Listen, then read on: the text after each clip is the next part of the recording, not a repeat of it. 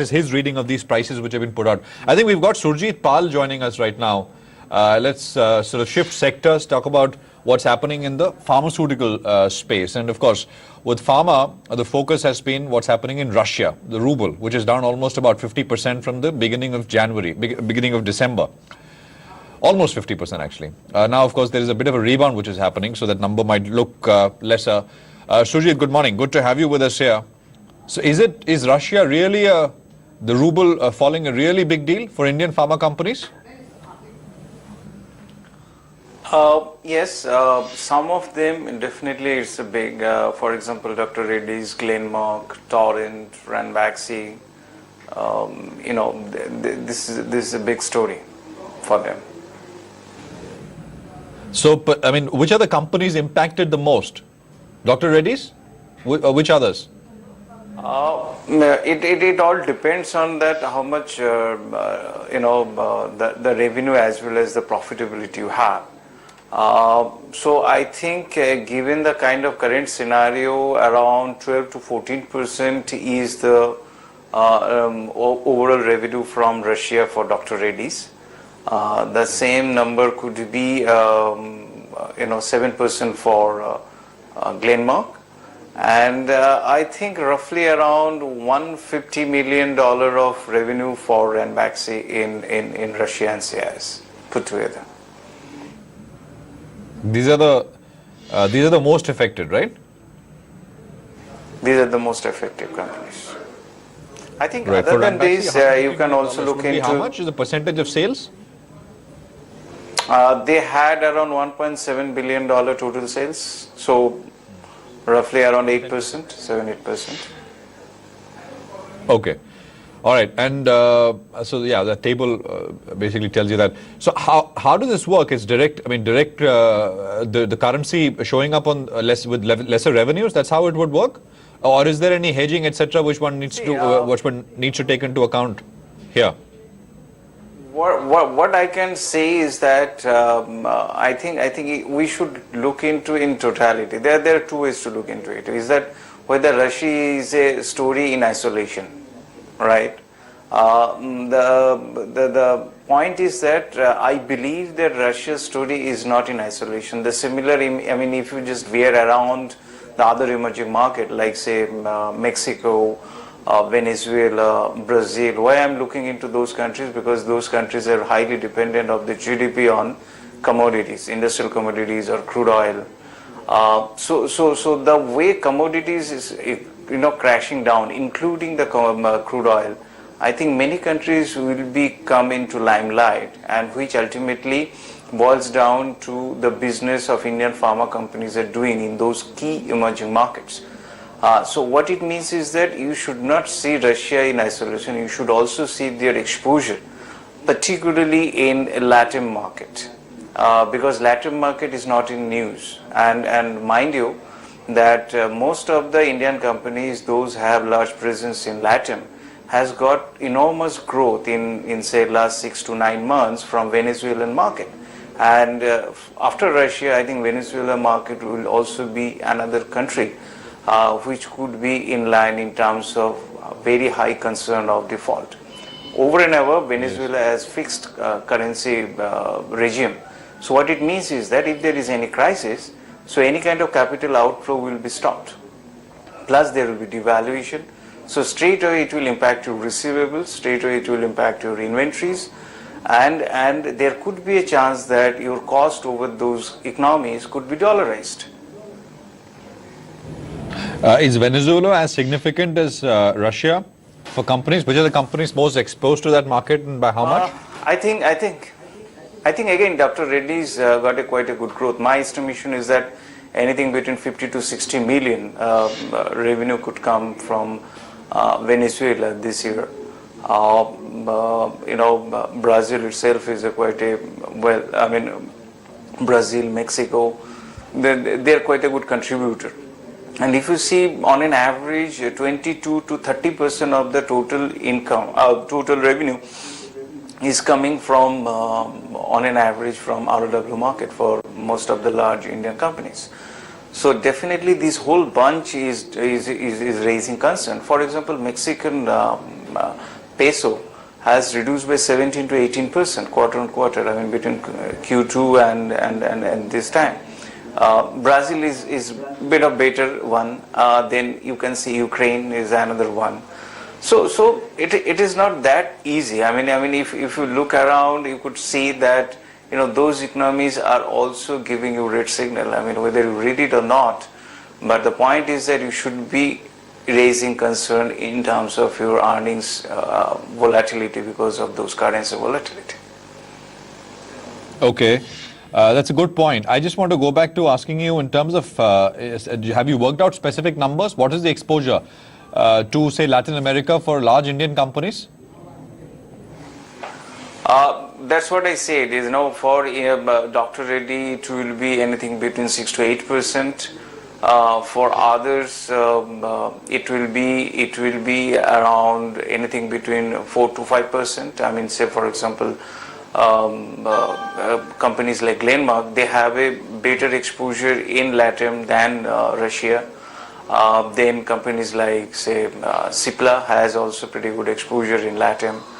I mean everybody. I mean, you name it, anyone. Or so for example, Ranbaxy had quite a good presence, but because of rationalization, they are reducing their exposure over there. So overall, if I take those LATAM problematic currencies plus Russia and CIS, then my calculation wise in FY15, Dr. Reddy could be impacted at earnings by say around 5.3%, 7 to 8% could be Glenmark in their earnings, and Ranbaxy could be around 5.6%. Morning, Mr. Pal. Do you think that could be made up for if the Indian currency weakens against the dollar? From the US market, that is.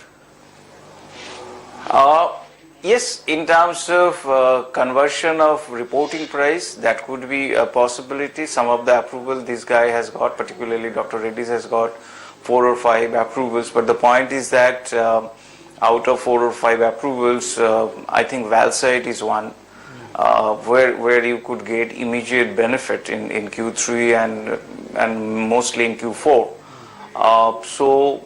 So I think the fall in currency valuation, which is sharply reduce your revenue and earnings over there, whereas revenue from your new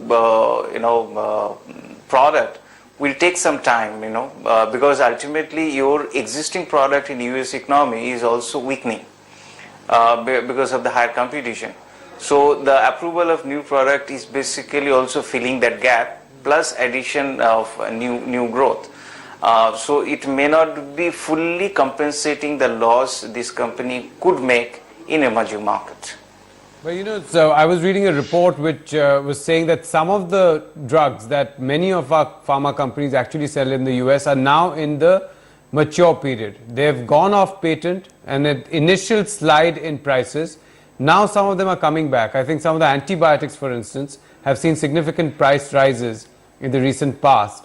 Some of them are expected to go up over the next 2 to 3 quarters. So one, a weaker Indian currency giving a benefit in terms of dollars, and the other is perhaps the fact that pricing power returns in the US. See, first of all, there are 2 ways to look into it. The first thing you have to look into it is that whether this is a sustainable phenomenon or not.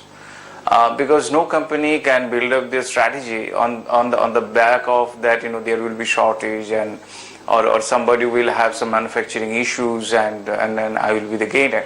It is all about prompt decision.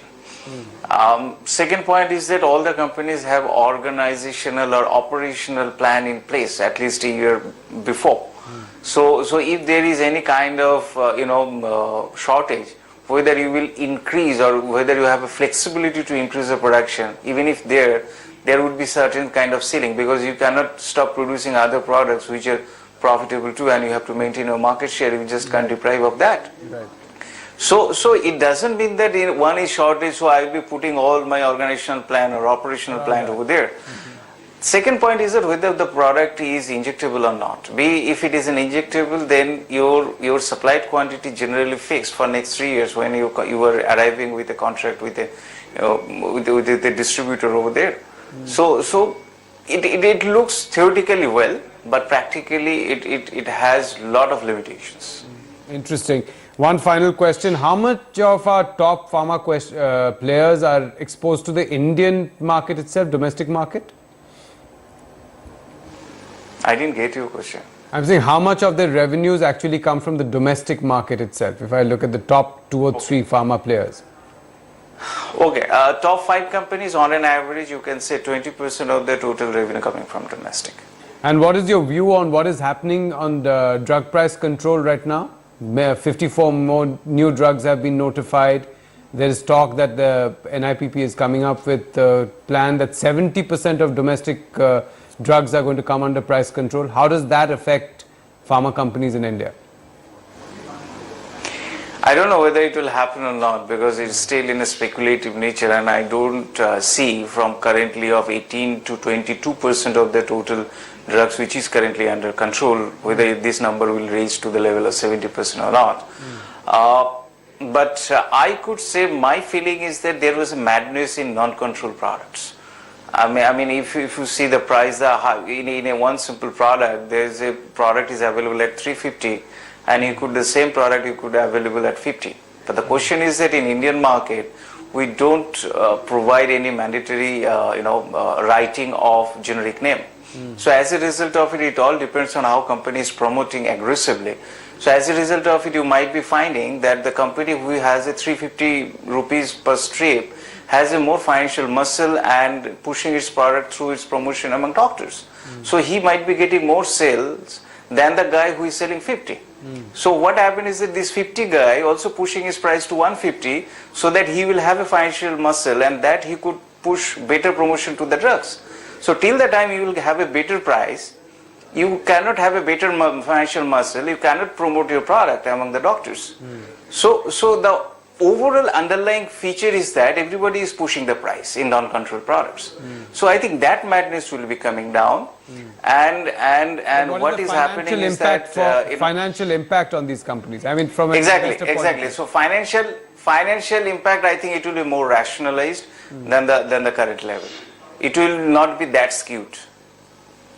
No, so what I'm asking you is that if 20% of the domestic market, out of that 70% is under price control, which is what the health ministry sources have been saying in the media and DIPP sources have been saying in the media, then that's a significant amount under price control, because we're seeing some of the drugs actually going out of the market. Xyloric, for instance, something that is used to control uric acid levels, that is now at a shortfall. Broad spectrum antibiotics are now being taken off the market because of price control. So if that happens, what happens in the immediate future to the domestic market for these pharma companies? First of all, I think the likability of 70% product under control is very rare currently. Second point is that if it happens, then it will immediately impact your margin. And the overall market growth also will be impacted, because around 40 to 50% of the total growth in domestic formulation coming from price growth, in particularly non-controlled products. Right. Surjit Pal, thank you so much for joining us. Pleasure talking to you, and we learned a lot today, especially about now that we were not looking at the Latin American markets. I think a lot of our viewers would have been very interested in what you were saying. Time for a quick break, and after that we'll